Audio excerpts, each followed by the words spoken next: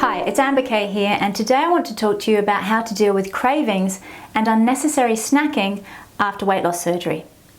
Now, as you know, weight loss surgery is a powerful tool to help you reduce your weight, and the physical changes in your body make it much more difficult to overeat food, and may also reduce your hunger by lowering hunger-triggering hormones, depending on what kind of surgery you've had. The problem, however, is that today we don't just always eat to satisfy our physical hunger. We also often turn to food to change the way that we're feeling. For example, to reduce feelings of stress or tiredness, or to relieve boredom, anger, or frustration, or as a source of comfort and security. And this is the reason that most diets don't work, because diets offer a logical way to lose weight. However, humans are not always logical. We're complex, emotional human beings. We may know at an intellectual level what's good for us and what isn't, and what will help us get rid of excess weight and what won't. But when we're feeling stressed or tired or angry or bored, our emotions can override our actions, and all of our best intentions can go out of the window. Now, although some food cravings are there because we are genuinely physically hungry, many of our cravings today are there even when we're not genuinely physically hungry, and simply because we want to change our feelings. So even though you may not be able to eat the same amount after your surgery, you may find that many of the same food cravings that you had before your surgery are still there, or they might start to come back over time. Or you may discover some new ones. And this can mean that you start to eat foods that you know aren't assisting you to move towards your health goals, or to overeat, even when you're feeling full, but you can't seem to help it despite your surgery.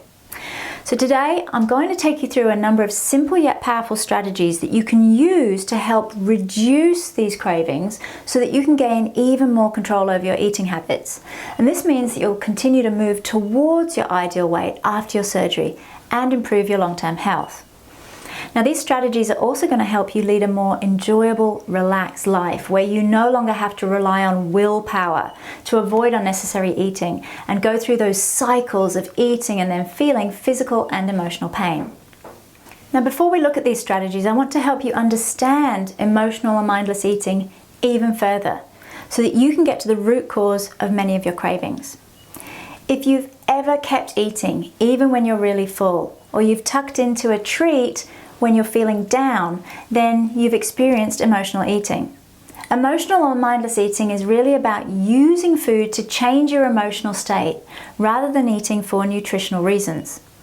Now, I want to start by saying that everyone eats emotionally to some degree, and that using food from time to time as a pick-me-up or as a reward or to celebrate isn't necessarily a bad thing. Humans are social animals, and eating food to celebrate birthdays or religious days or the end of a season is something that we've always done, and it's very tribal in a sense. Emotional and mindless eating becomes a problem, though, when it happens frequently and is your main way of dealing with uncomfortable feelings. When your first impulse is to open the fridge or look in the food cupboard when you're feeling upset or angry, tired, lonely, stressed, frustrated, bored, or some other uncomfortable emotion, or when you want to experience a pleasurable emotion like comfort, happiness, pleasure, or joy. When this happens, you can get stuck in a really unhealthy cycle where the real feeling or problem is never addressed. Emotional hunger cannot be filled with food.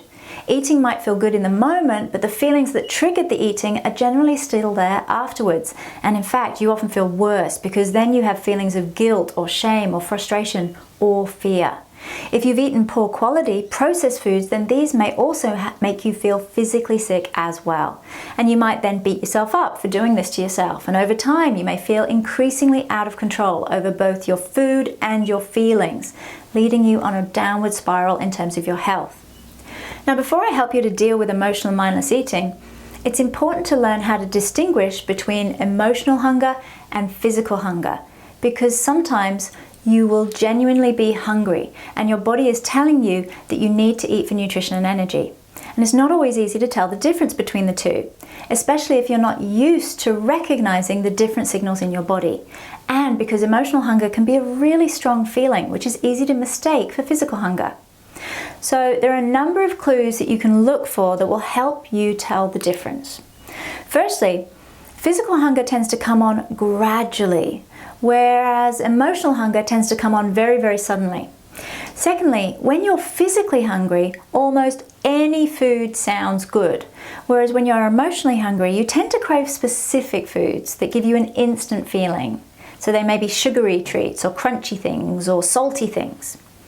Next, with physical hunger, you generally feel satisfied when your stomach is full. However, with emotional eating, your hunger isn't satisfied even once you're full. You want to keep on eating more and more. And there's also a difference in where you feel these types of hunger. Physical hunger tends to be located in the stomach. You may get a growling belly or some sensations there. Emotional hunger, however, tends to come as a craving that's in your head, and you're focused on specific tastes or textures. Finally, with physical hunger, you're unlikely to feel guilty after you've eaten.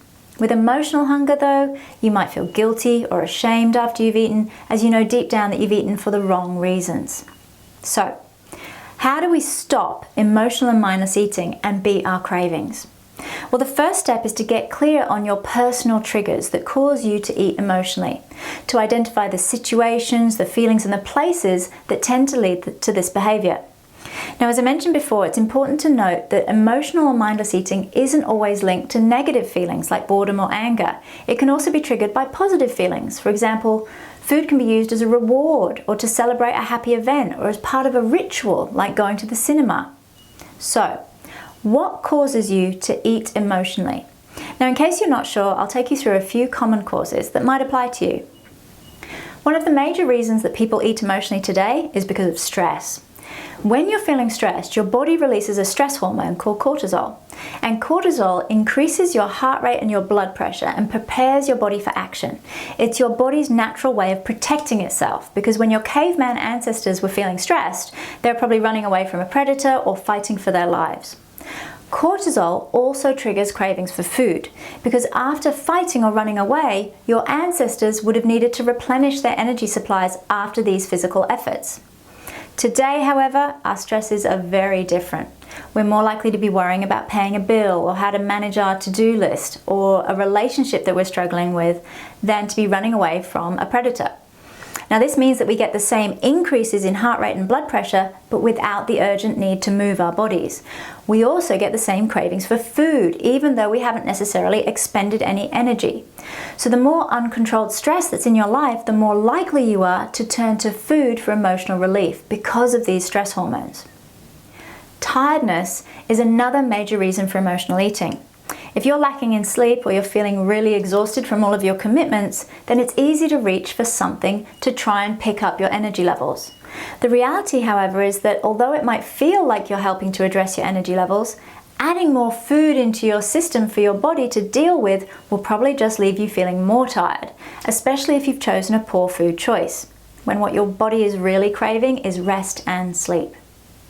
Another common reason that people eat emotionally is to temporarily silence uncomfortable emotions. So these include feelings of anger, fear, sadness, anxiety, loneliness, resentment, and shame. When you're eating food, it gives you a feeling of certainty or security, and you're avoiding the emotions that you don't want to feel. Boredom is another common reason to eat emotionally.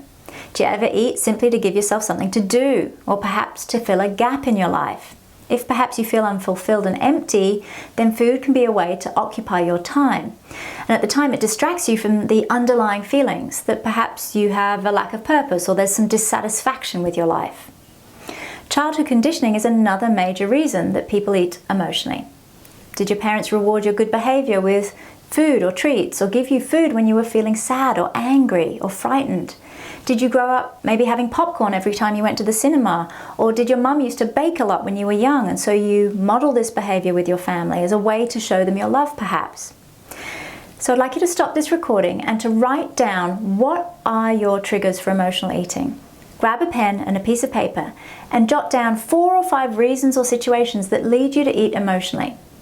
Stop the recording now and do that reflection. Okay, now hopefully you have a list of some of the reasons and situations that lead you to eat emotionally. And if you struggle to work them out, then a simple way to get clear is to keep a diary for 7 days which tracks what you eat, how you're feeling, and how much sleep you're getting. Every time you overeat or go for foods that you know aren't serving you or eat unnecessarily, take a moment to figure out what triggered that urge and write it down. Because over time, you'll start to see some patterns emerge.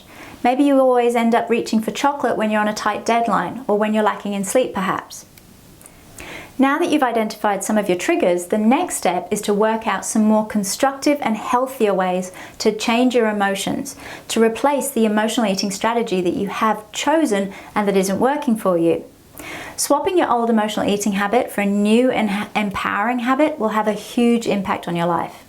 Imagine if every time you felt bored, instead of reaching for your favorite comfort food, you picked up a musical instrument.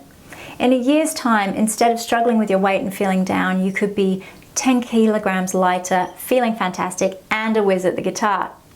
So, what are the alternatives available? Now really, this is a very personal thing. What's going to work for someone else may not necessarily work for you. So perhaps, for example, you've got absolutely no interest in learning the guitar. So have a think about what is going to work for you. Here are a few suggestions that you might like to consider.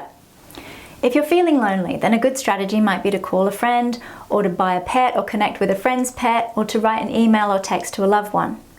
If you're feeling anxious, you could expend some energy by going for a walk, or doing some strength exercises, or dancing, or meditating. If you're feeling exhausted, you could book yourself in for a massage, have a hot cup of tea, read a book, or lie down for 10 minutes. If you're feeling bored, you could read a book, watch a DVD, take a shower, learn a new language, or do something creative. If you're still struggling for options, then try listening to music. This is one of the quickest and most accessible ways to change the way that you're feeling. Our lives are determined by our habits, and if we just swap some simple habits, our lives can go in a completely different direction. So we all have a choice as to how we respond to our feelings. You deserve to have the life that you want, and you can get that by consciously deciding right now some better strategies to adopt. I'd like you to stop this recording and right now list at least 5 ways that you can change your emotions. Press pause, grab a pen and paper, and write down at least 5 ways. Okay, so now you should have at least 5 ways to change your emotions. Did you do the list? Because if not, please stop the recording and go do it now. Now, even if you have this list, putting it into practice once your triggers come up is something different. So how do we switch our habits? Now, a simple strategy is to pause when your cravings come up. Emotional eating tends to be automatic and virtually mindless. Before you even know it, you're reaching for that thing in the fridge or those snacks in the drawer. And if you take a moment to pause and reflect when you're hit with a craving, then you're giving yourself the opportunity to make a different decision. If you pause for a few minutes instead of giving into your old habit, then you can check in with yourself. Ask yourself how you're feeling and what's going on emotionally. Allowing yourself to sit with your feelings and to feel uncomfortable is absolutely okay. Emotions often come in waves, and even the most painful and difficult feelings will subside relatively quickly if you allow yourself to sit with them and acknowledge them. Even if you give in and end up eating, you'll have a better understanding of why you did it, and this can set you up for a different response next time. Another great strategy that I recommend to break your automatic comfort eating habit is to use an elastic band on your wrist. When you find yourself reaching for, or even in the middle of eating some food when it's not mealtime, give yourself a twang with the elastic band, because this tells your unconscious mind that what you're doing is not serving you, and you'll start to associate pain with your old behavior, and this will help break your habit and teach your body to change. Once you've given yourself a twang, immediately stop eating and go to one of the healthy strategies that are on your list. Pausing and sitting with your feelings and using the elastic band strategy are things that work well at the actual time that you're craving to eat something emotionally. And there are also some strategies that you can easily use that will help to stop or reduce those feelings from coming up in the first place, and these relate to your lifestyle. Creating healthy lifestyle habits that will make you stronger, more relaxed, and well rested and happier will mean that you're better able to handle problems and issues when they do arise. When you're feeling tired and exhausted, any slight problem has the potential to send you off the rails and heading towards the fridge or the cupboards. So it's really important to focus on lifestyle factors including sleep, relaxation, regular exercise, and connection with people. And I want to talk about each of these in a little more detail. So firstly, sleep and relaxation, because these are absolutely critical for controlling emotional eating, as I mentioned briefly before. Have you noticed that when you're lacking in sleep that you start to crave foods that will give you a quick energy boost and that generally aren't good for you? Perhaps this is the time that you break out the chocolate or the sugar. And there's a good reason for that, because sleep affects two key hormones in your body that control your appetite: leptin and ghrelin. Ghrelin stimulates appetite, and leptin signals to the brain when you're full. And when you're lacking in sleep, your ghrelin levels go up, increasing your appetite, and your leptin levels go down, meaning that you don't feel satisfied and you want to keep eating. So the more sleep you skip, the more food your body will crave and the less control you'll have over your eating. Lack of sleep also increases your stress hormone, cortisol, and this leads to increased stress and further emotional eating. So, to help control your appetite and reduce your cravings, aim to get plenty of rest, at least 7 to 8 hours of quality sleep each night if possible. If you generally get less than 7 hours sleep on average or have poor quality sleep, then addressing this really will have a huge impact on your craving.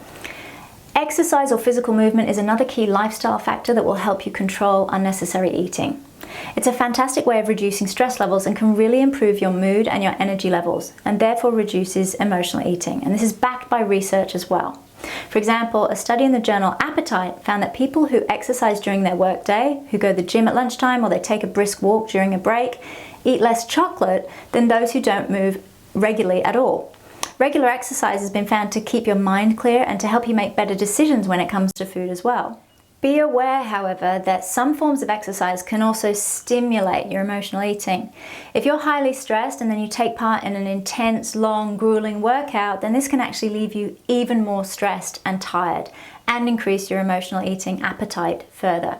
So exercise at the right level for you and make sure that it reduces your stress levels rather than increases them. Going for a walk is always a great option. Connecting with others is another key long-term strategy for combating emotional eating. As humans, we're naturally social animals. Close relationships and social activities are incredibly important for overall happiness. Spending time with positive people who enhance your life will help reduce your stress levels and the related emotional eating. And it's also important to avoid people who impact you negatively, as spending time with them can increase your emotional eating.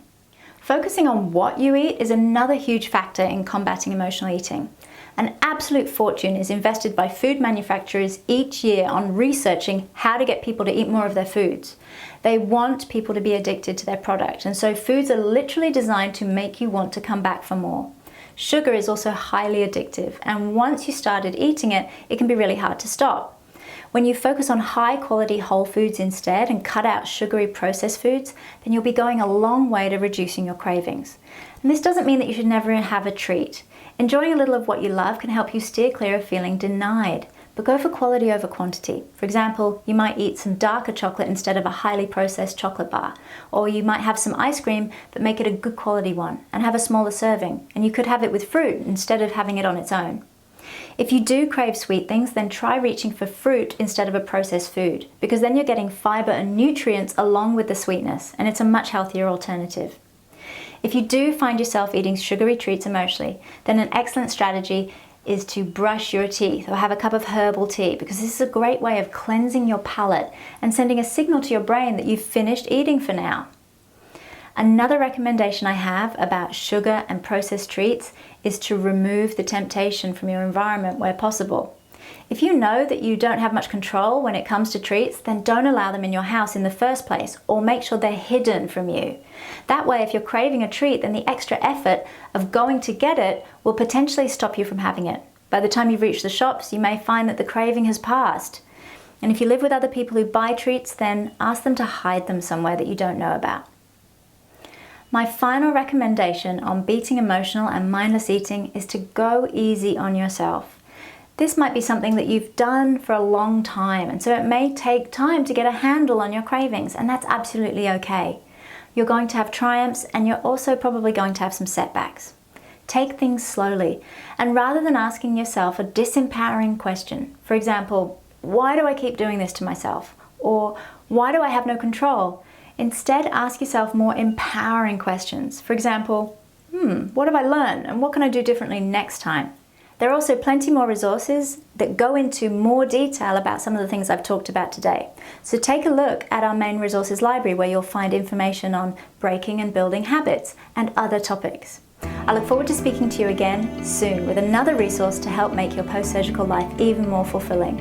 And until then, take care and all the best.